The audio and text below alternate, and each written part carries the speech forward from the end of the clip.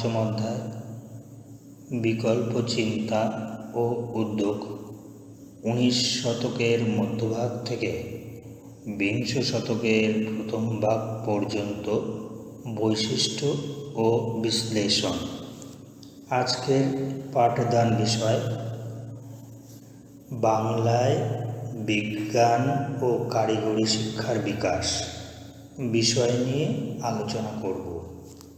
আলোচনার শুরুতে বলি, মুদ্রণ শিল্পের বিকাশের পরবর্তীকালে বাংলায় বিজ্ঞান ও কারিগরি শিক্ষার সূচনা হয় মূলত ইউরোপীয় উদ্যোগে।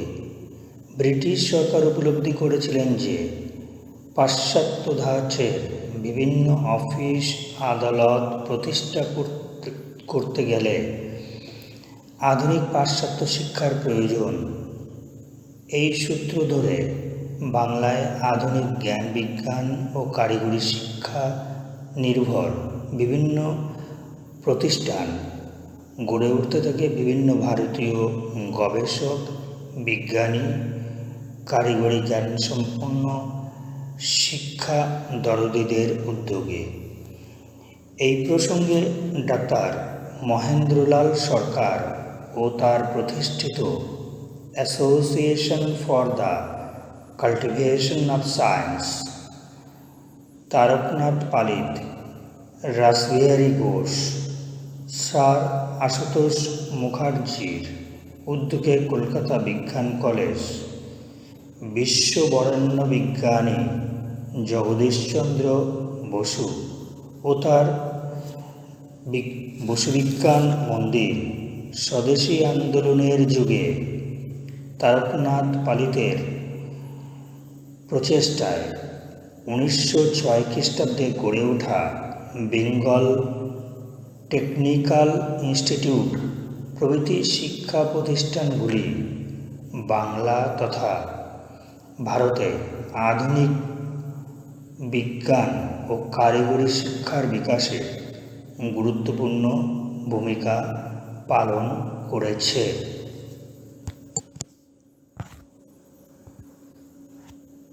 বাংলায় বিজ্ঞান শিক্ষার বিকাশে শ্রীরামপুর মিশনারিদের অবদান সম্পর্কে সংক্ষেপে কিছু বলি।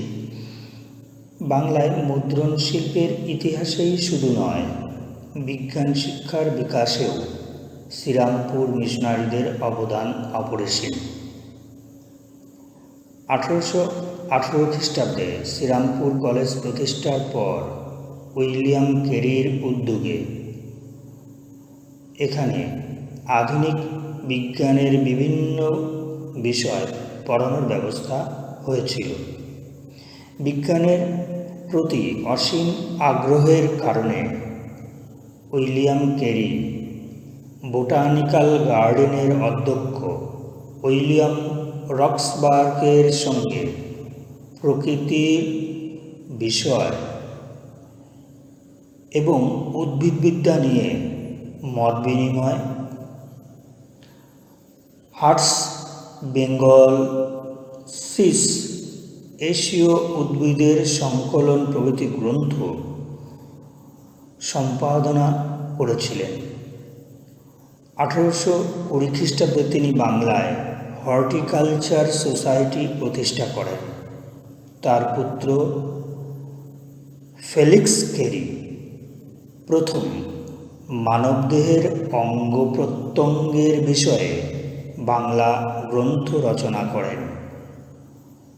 এনসাইক্লোপিডিয়া ব্রিটানিকার পঞ্চম সংস্করণ অবলম্বন করে ফেলিক্স কেরি তার বিদ্যাহারবলী রচনার সূত্রপাত করেন।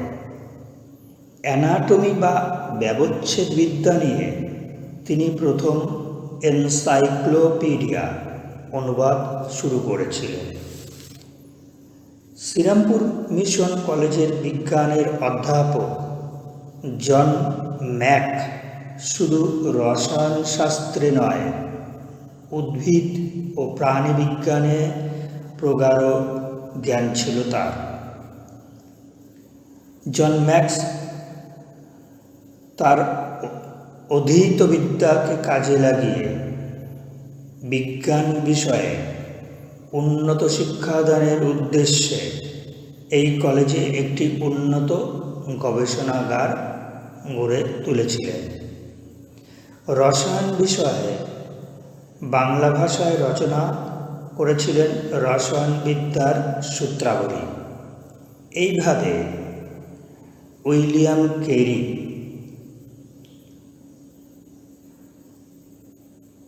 তার পুত্র ফেলিক্স ক্যারি এবং অধ্যাপক জন ম্যাক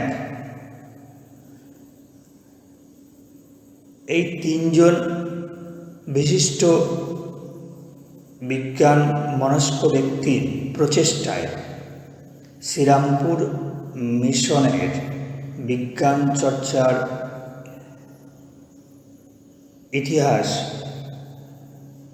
সূচনা ঘটেছিল।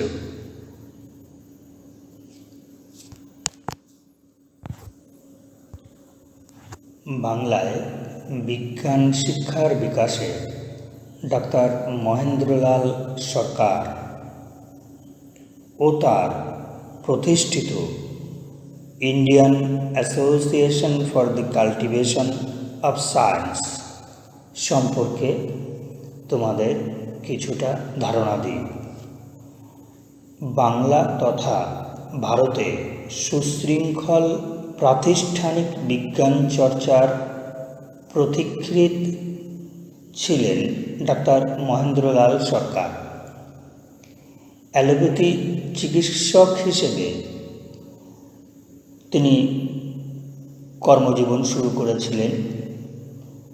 1863 খ্রিস্টাব্দে তিনি অ্যালোপ্যাথিক চিকিৎসায় এমডি ডিগ্রি লাভ করে খ্যাতি লাভ করেছিলেন এই চিকিৎসা ক্ষেত্রে। কিন্তু পরে ডাক্তার রাজেন্দ্রলাল দত্ত, লোকনাথ মৈত্র, সমাজসেবী, সমাজ সংস্কারক ঈশ্বরচন্দ্র বিদ্যাসাগরের অনুপ্রেরণায় তিনি তার চিকিৎসার ধারা পাল্টে ফেলে বিশ্বের অন্যতম সেরা হোমিওপ্যাথি বিশেষজ্ঞ হিসাবে নিজেকে প্রতিষ্ঠিত করেন। পদার্থবিদ্যা, রসায়নশাস্ত্র, জ্যোতির্বিদ্যা, উদ্ভিদবিদ্যা, প্রাণীবিদ্যা প্রভৃতি বিজ্ঞানের বিভিন্ন শাখায় মৌলিক গবেষণার উদ্দেশ্যে ডাক্তার মহেন্দ্রলাল সরকার একটি জাতীয় বিজ্ঞান সমিতি গড়ে তোলার কথা চিন্তা করেছিলেন। এই জন্য 1869 খ্রিস্টাব্দে ক্যালকাটা জার্নাল অব মেডিসিন নামক পত্রিকায় তিনি এরূপ একটি প্রতিষ্ঠান স্থাপনের ইচ্ছাও প্রকাশ করেছিলেন। নিজের ইচ্ছাশক্তি, একাগ্রতা, অদম্য দৃঢ়চিতা মানসিকতাকে অবলম্বন করে এবং সমকালীন বাংলার দানশীল ব্যক্তিবর্গের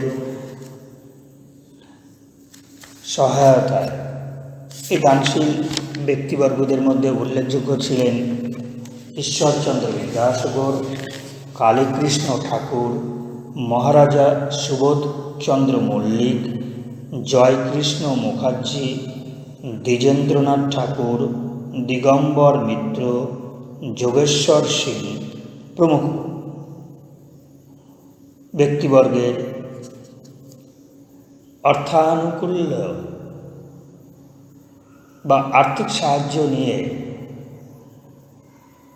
ডাক্তার মহেন্দ্রলাল সরকার 1876 খ্রিস্টাব্দের 29 জুলাই 210 নং বউবাজার স্ট্রিটে Indian Association for the Cultivation of science, সংক্ষেপে যাকে বলা হয় IACS, প্রতিষ্ঠা করেন।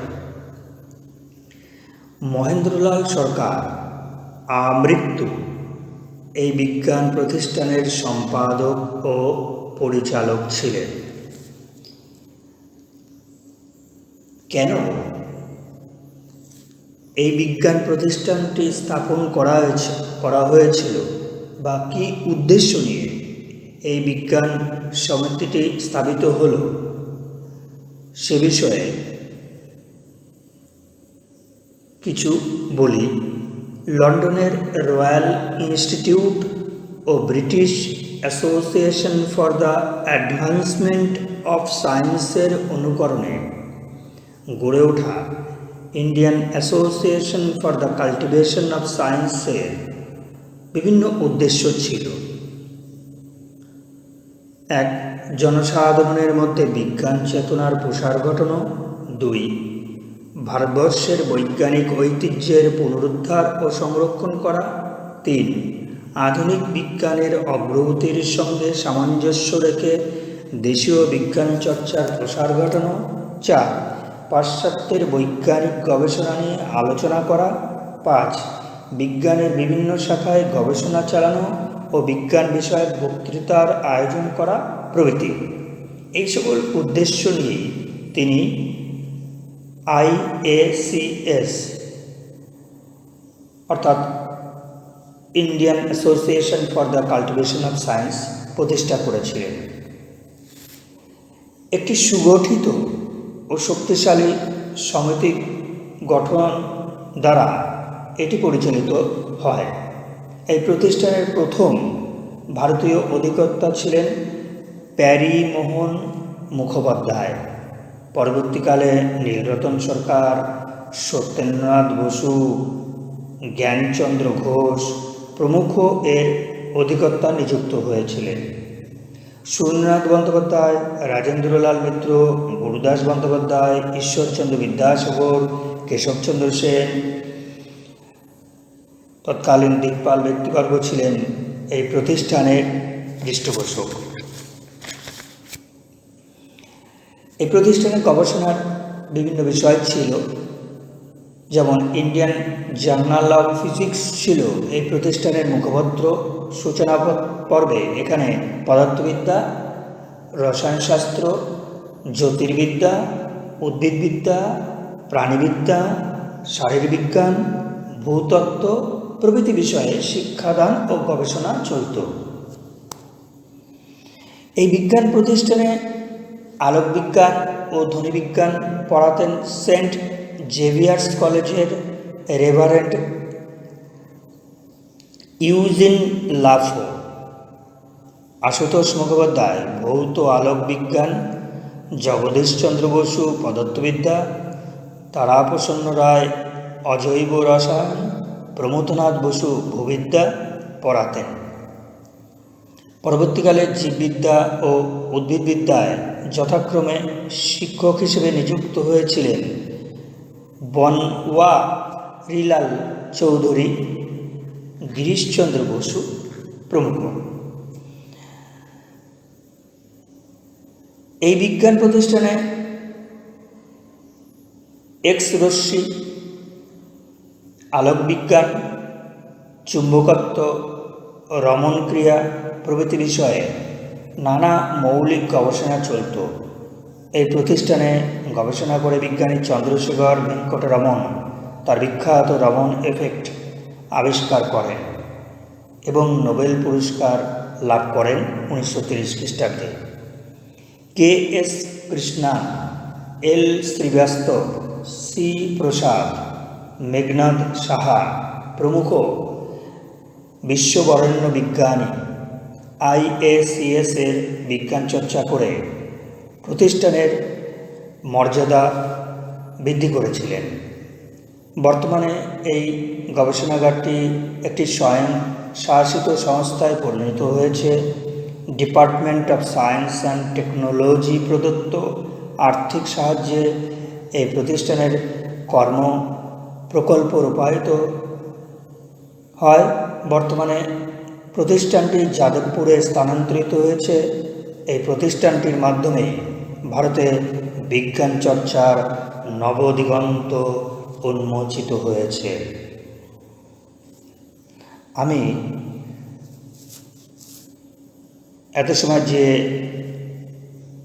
বিষয়টি সম্পর্কে তোমাদের আলোচনা করলাম, কিংবা ইতিপূর্বে যে শ্রীরামপুর মিশন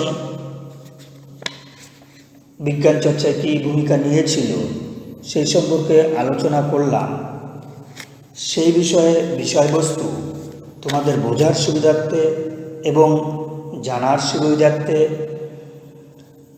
পাঠিয়ে দিলাম। তোমরা অবশ্যই দেখে নেবে।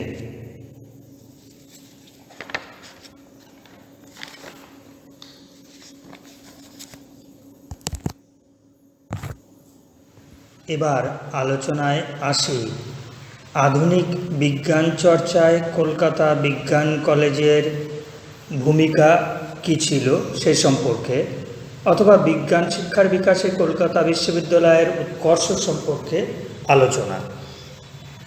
বঙ্গভঙ্গ বিরোধী স্বদেশী বিজ্ঞান চর্চার প্রসার ঘটানোর উদ্দেশ্যে শিক্ষাদরদী ব্যারিস্টার স্যার তারকনাথ পালিত ও স্যার রাসবিহারী ঘোষের ঐকান্তিক প্রচেষ্টা ও সহযোগিতায় স্যার আশুতোষ মুখোপাধ্যায় 1914 খ্রিস্টাব্দের 27শে মার্চ কলকাতা বিজ্ঞান কলেজ বা university of science and technology প্রতিষ্ঠা করেন। বিশিষ্ট আইনজীবী স্যার তারকনাথ পালিত ও স্যার রাসবিহারী ঘোষের অবদানকে স্মরণ করে যথাক্রমে 35 নং বালিগঞ্জ সার্কুলার রোডের বালিগঞ্জ ক্যাম্পাসটি তারকনাথ পালিত শিক্ষা প্রাঙ্গণ এবং 92 নং আচার্য প্রফুল্লচন্দ্র রায় রোডের রাজাবাজার ক্যাম্পাসটি রাসবিহারী শিক্ষা প্রাঙ্গণ নামে পরিচিত হয়। এছাড়াও এই কলেজ প্রতিষ্ঠায় যারা সহায়তার হাত বাড়িয়ে দিয়েছিলেন তাদের মধ্যে উল্লেখযোগ্য ছিলেন গুরুপ্রসাদ সিং, রানী বাগেশ্বরী, মহারাজা মনীন্দ্রচন্দ্র নন্দী প্রমুখ।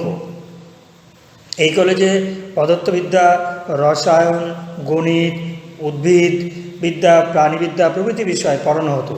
এজন্য 1951 খ্রিস্টাব্দে রসায়ন বিভাগ, 1916 খ্রিস্টাব্দে পদার্থ বিভাগ, 1918 খ্রিস্টাব্দে উদ্ভিদ বিভাগ, 1919 খ্রিস্টাব্দে প্রাণী বিভাগ খোলা হয়। তারকনাথ পালিত ও রাসবিহারী ঘোষের দানের টাকায় ফলিত গণিত, পদার্থবিদ্যা, রসায়নশাস্ত্র এবং কৃষি উদ্ভিদ বিজ্ঞান বিভাগে 4টি অধ্যাপক পদ তৈরি করা হয় এবং গবেষক ছাত্রদের জন্য 8টি বৃত্তির ব্যবস্থা রাখা হয়। কলকাতা বিজ্ঞান কলেজে শিক্ষা লাভ করে বিজ্ঞান সাধনা করে যে সকল শিক্ষার্থী বিশ্বে খ্যাতি অর্জন করেছিলেন তাদের মধ্যে উল্লেখযোগ্য ছিলেন সত্যেন্দ্রনাথ বসু, মেঘনাথ সাহা, নীলরতন ধর, জ্ঞানচন্দ্র ঘোষ, বীরেশচন্দ্র গুহ, জ্ঞানেন্দ্রনাথ মুখার্জি, প্রিয়দারঞ্জন রায় প্রমুখ। সমকালীন বিশ্বমানের শিক্ষক ও বিজ্ঞানী কলকাতা বিজ্ঞান কলেজে শিক্ষাদান করেছেন। এদের মধ্যে উল্লেখযোগ্য ছিলেন আচার্য প্রফুল্লচন্দ্র রায়, স্যার চন্দ্রশেখর ভেঙ্কটরমন, জ্ঞানচন্দ্র ঘোষ, জ্ঞানেন্দ্রনাথ মুখার্জি, মেঘনাথ সাহা, সত্যেন্দ্রনাথ বসু, পুলিন বিহারী সরকার, শিশির কুমার মিত্র, যোগেশ মুখার্জি, ফণীন্দ্রনাথ ঘোষ প্রমুখ। আচার্য প্রফুল্লচন্দ্র রায় বেঙ্গল কেমিক্যাল প্রতিষ্ঠার মাধ্যমে দেশের যুব সম্প্রদায়কে সরকারি চাকরি মুখাপেক্ষী না থেকে স্বনির্ভর হতে উৎসাহিত করেছিলেন। বিজ্ঞানী সত্যেন্দ্রনাথ বসু ও মেঘনাথ সাহা স্বাধীন ভারতের জাতীয় পরিকল্পনা কমিশনে যুক্ত থেকে দেশ গঠনের কাজে গুরুত্বপূর্ণ ভূমিকা পালন করেছেন। এইভাবে ঔপনিবেশিক আমলে কলকাতা বিজ্ঞান কলেজ দেশীয় বিজ্ঞান চর্চার ক্ষেত্রে এক নবযুগের সূচনা করে। বিশিষ্ট অধ্যাপকদের উপস্থিতিতে এবং কৃতি ছাত্রদের সাফল্যে এই প্রতিষ্ঠানের খ্যাতি সমগ্র বিশ্বে ছড়িয়ে পড়ে। আমি এত সময় তোমাদের কলকাতা বিজ্ঞান কলেজের ভূমিকা বিজ্ঞান শিক্ষার প্রসারে এ বিষয় নিয়ে আলোচনা করলাম। আলোচনার বিষয়বস্তু তোমাদের বোঝার সুবিধার্থে এবং জানার সুবিধার্থে পাঠিয়ে দেওয়া হলো। এখন বাংলায় বিজ্ঞান গবেষণার ইতিহাসে বিশ্ববরেণ্য বিজ্ঞানী আচার্য জগদীশচন্দ্র বসু ও তার বসু বিজ্ঞান মন্দির সম্পর্কে সংক্ষেপে কিছু বলি তোমাদের। বিশিষ্ট পদার্থবিজ্ঞানী ও উদ্ভিদ বিজ্ঞানী আচার্য জগদীশচন্দ্র বসু ছিলেন ঔপনিবেশিক ভারতের আধুনিক বিজ্ঞান গবেষণার পুরোধা। ভারতে বিজ্ঞানের বিভিন্ন শাখায় মৌলিক গবেষণার উদ্দেশ্যে ইংল্যান্ডের রয়্যাল সোসাইটির অনুকরণে বিশ্ববরেণ্য বিজ্ঞানী আচার্য জগদীশচন্দ্র বসু 1917 খ্রিস্টাব্দের 30 নভেম্বর কলকাতায় বসু বিজ্ঞান মন্দির বা বোস ইনস্টিটিউট প্রতিষ্ঠা করেন।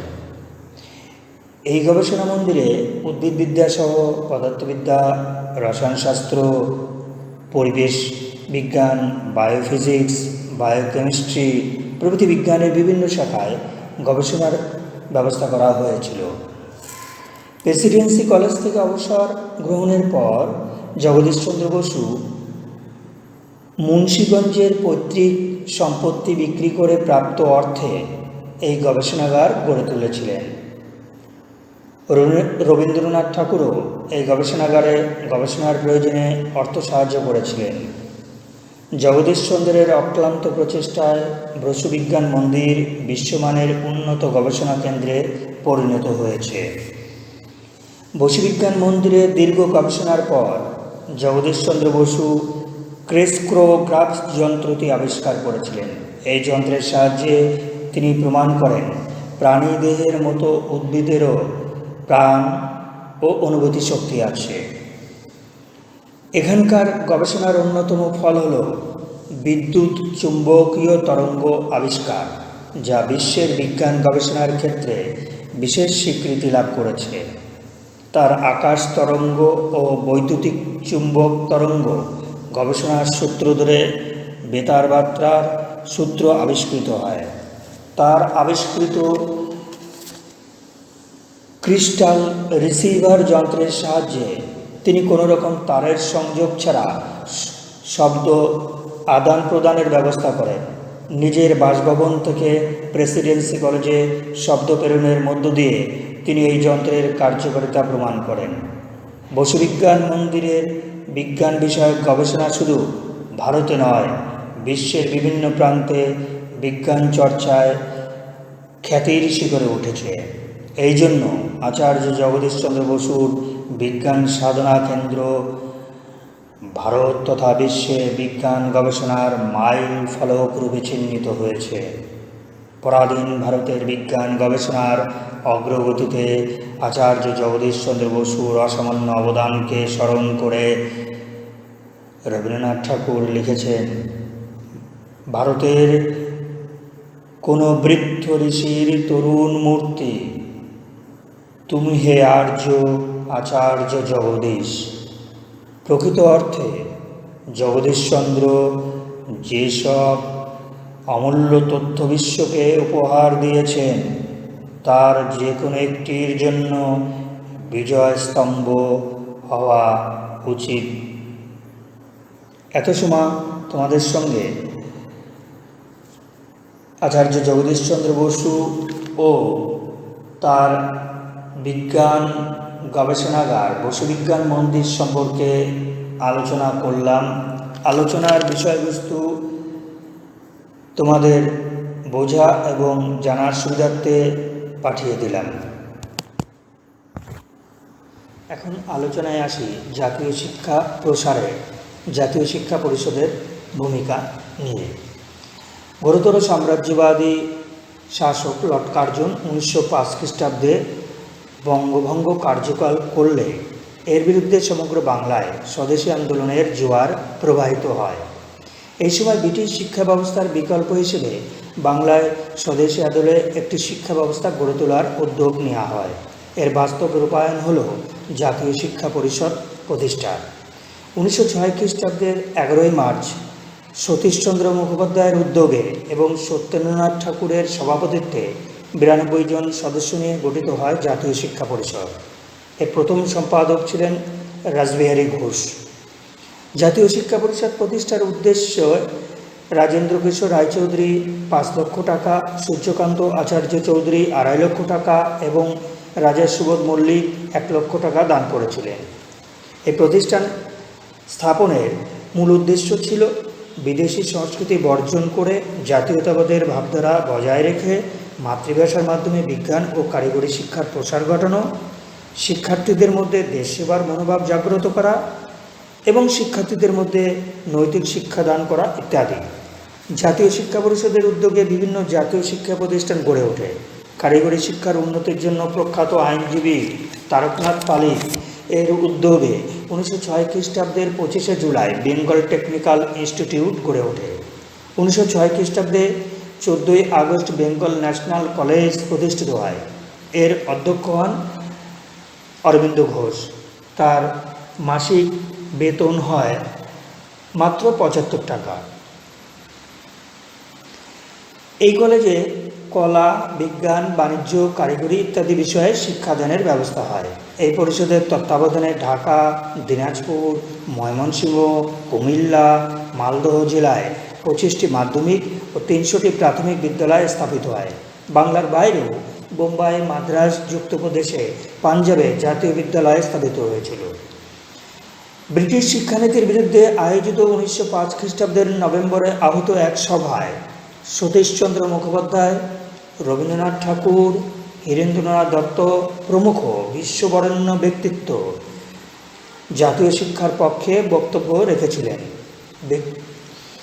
এই প্রতিষ্ঠানে জাতীয় শিক্ষানীতির রূপকারদের মধ্যে উল্লেখযোগ্য ব্যক্তিত্ব ছিলেন গুরুদাস বন্দ্যোপাধ্যায়, রামেন্দ্র সুন্দর ত্রিবেদী, সুরেন্দ্রনাথ বন্দ্যোপাধ্যায়, শিবনাথ শাস্ত্রী, রাসবিহারী বসু, বিপিনচন্দ্র পাল প্রমুখ। অর্থাভাব, পরিকাঠামোগত ত্রুটি, ব্রিটিশ সরকারের নেতিবাচক মনোভাব, প্রতিষ্ঠান থেকে পাশ করা ছাত্রদের চাকরি পাওয়ার সম্ভাবনা না থাকা এবং প্রতিষ্ঠানটি কেবলমাত্র কলকাতা কেন্দ্রিক হওয়ায় এই প্রতিষ্ঠানের উদ্দেশ্য শেষ পর্যন্ত ব্যর্থ হয়েছিল। উল্লেখযোগ্য সাফল্য অর্জন করতে না পারলেও এই শিক্ষা পরিষদের গুরুত্বকে অস্বীকার করা যায় না, এই কারণে যে মাতৃভাষার মাধ্যমে বিকল্প শিক্ষাদান ও কারিগরি শিক্ষার উপর গুরুত্ব আরোপ করে প্রগতিশীল দৃষ্টিভঙ্গির পরিচয়, বিখ্যাত ব্যক্তিবর্গের শিক্ষা প্রসারের মহান আদর্শে ঝাঁপিয়ে পড়া এবং সর্বোপরি এই শিক্ষা পরিষদের ফলশ্রুতিতে যাদবপুর কলেজ অব ইঞ্জিনিয়ারিং ও যাদবপুর বিশ্ববিদ্যালয় গড়ে ওঠা প্রভৃতি মহান কাজে ব্রতী হয়েছিল জাতীয় শিক্ষা পরিষদ। আমি এত সময় তোমাদের জাতীয় শিক্ষা পরিষদ জাতীয় শিক্ষা প্রসারে কী ভূমিকা নিয়েছিল সে সম্পর্কে আলোচনা করলাম। আলোচনার বিষয়বস্তু তোমাদের বোঝা ও জানার সুবিধার্থে পাঠিয়ে দিলাম। আলোচনার শেষ পর্বে যে বিষয় নিয়ে তোমাদের সঙ্গে আলোচনা করব তা হলো বাংলায় কারিগরি শিক্ষার বিকাশ এবং এই প্রসঙ্গে বেঙ্গল টেকনিক্যাল ইনস্টিটিউটের ভূমিকা। 1905 খ্রিস্টাব্দে বঙ্গভঙ্গ বিরোধী আন্দোলনকালে ব্রিটিশ শিক্ষা ব্যবস্থার বিকল্প রূপে জাতীয় শিক্ষা পরিষদের উদ্যোগে বাংলায় পেশাগত শিক্ষা হিসেবে কারিগরি শিক্ষার উপর গুরুত্ব দেওয়া হয়। কারণ এই সময় বাংলার বিভিন্ন স্থানে দেশীয় শিল্প কারখানা গড়ে উঠতে থাকলে কারিগরি শিক্ষার চাহিদা বৃদ্ধি পায়। বাংলায় স্বদেশী ধাঁচে কারিগরি শিক্ষার প্রসারের উদ্দেশ্যে প্রখ্যাত আইনজীবী ও শিক্ষা দরদি তারকনাথ পালিতের উদ্যোগে 1906 খ্রিস্টাব্দের 25শে জুলাই কলকাতায় বেঙ্গল টেকনিক্যাল ইনস্টিটিউট, সংক্ষেপে যাকে বলা হয় বিটিআই নামে একটি কারিগরি শিক্ষা প্রতিষ্ঠান প্রতিষ্ঠিত হয়। স্বদেশী আন্দোলনের যুগে বিকল্প শিক্ষা ব্যবস্থা হিসেবে গঠিত জাতীয় শিক্ষা পরিষদের সাংগঠনিক শিক্ষাবিদরা শুরুতে দু ধরনের শিক্ষা প্রতিষ্ঠান স্থাপন করেছিলেন। সাধারণ বিজ্ঞান ও কলা বিদ্যার জন্য বেঙ্গল ন্যাশনাল কলেজ এবং কারিগরি শিক্ষার জন্য বেঙ্গল টেকনিক্যাল ইনস্টিটিউট। সাহিত্য, বিজ্ঞান, প্রযুক্তিগত শিক্ষা প্রসার এবং কারিগরি শিক্ষা ব্যবস্থা চালু করাকে নিয়ে তীব্র বাদানুবাদের ফলশ্রুতিতে society for the promotion of technical education উদ্যোগে 92 নং আপার সার্কুলার রোডে বেঙ্গল টেকনিক্যাল ইনস্টিটিউট প্রতিষ্ঠিত হয়। এই বেঙ্গল টেকনিক্যাল ইনস্টিটিউট বা বিটিআইএ প্রথমে দু ধরনের পাঠ্যক্রম ছিল, 3 বছরের অন্তর্বর্তী পাঠ্যক্রম এবং 4 বছরের মাধ্যমিক পাঠ্যক্রম। অন্তর্বর্তী পাঠ্যক্রমের 3টি বিষয় ছিল যন্ত্রবিজ্ঞান, বৈদ্যুতিক যন্ত্রবিজ্ঞান, ফলিত রসায়ন এবং ভূবিজ্ঞান। এই প্রতিষ্ঠানের প্রথম অধ্যক্ষ হন প্রমথনাথ বসু এবং প্রথম সভাপতি হন রাসবিহারী ঘোষ। বিটিআইয়ের উপদেষ্টা মণ্ডলীর সদস্যদের মধ্যে অন্যতম ছিলেন জগদীশচন্দ্র বসু, প্রফুল্লচন্দ্র রায়, ব্রজেন্দ্রনাথ শীল প্রমুখ। এই প্রতিষ্ঠানের কয়েকজন শিক্ষক ছিলেন, যাদের মধ্যে উল্লেখযোগ্য প্রমথনাথ বসু, শরৎ দত্ত, প্রফুল্ল মিত্র, যোগেশ ঘোষ, নিবারণ রায়, সত্যদেব প্রমুখ।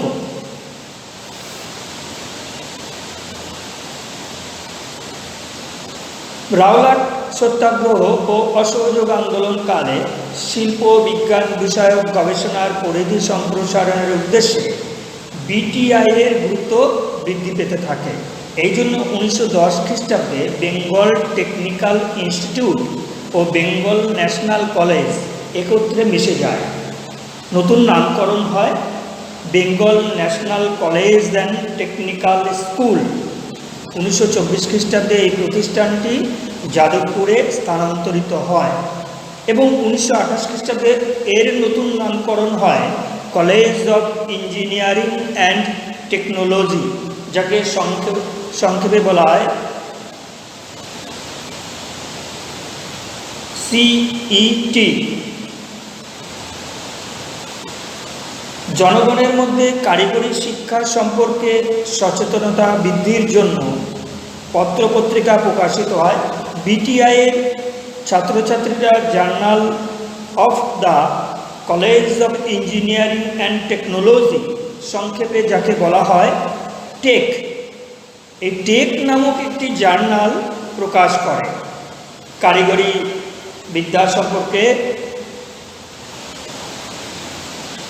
মানুষকে সচেতন করার উদ্দেশ্য নিয়েই। 1955 খ্রিস্টাব্দে এই প্রতিষ্ঠানটি যাদবপুর বিশ্ববিদ্যালয় নামে একটি পূর্ণাঙ্গ বিশ্ববিদ্যালয়ের স্বীকৃতি লাভ করে। বেঙ্গল টেকনিক্যাল কলেজের হাত ধরে বাংলায় বিজ্ঞান ও প্রযুক্তিবিদ্যা শিক্ষার অভাবনীয় প্রসার ঘটে। এখানেই ভারতের প্রথম কেমিক্যাল ইঞ্জিনিয়ারিং শিক্ষাদানের ব্যবস্থা হয়। এখানকার কৃতি ছাত্রদের উদ্যোগে পরবর্তী সময়ে ভারতের বিভিন্ন শহর সহ পশ্চিমবঙ্গের খড়গপুরে ইন্ডিয়ান ইনস্টিটিউট অফ টেকনোলজি, যেটা 1951 খ্রিস্টাব্দে প্রতিষ্ঠিত হয়েছিল। সুতরাং ভারতের কারিগরি শিক্ষা বিকাশে বেঙ্গল টেকনিক্যাল ইনস্টিটিউটের ভূমিকা ছিল গুরুত্বপূর্ণ। আমি এত সময় তোমাদের ভারতে এবং বাংলায় কারিগরি শিক্ষার প্রসার এবং এ বিষয়ে বেঙ্গল টেকনিক্যাল ইনস্টিটিউটের ভূমিকা কী তা নিয়ে আলোচনা করলাম। আলোচনার বিষয়বস্তু তোমাদের বোঝা এবং জানার সুবিধার্থে পাঠিয়ে দেওয়া হলো। আজকে এই পর্যন্ত সমাপ্ত করলাম।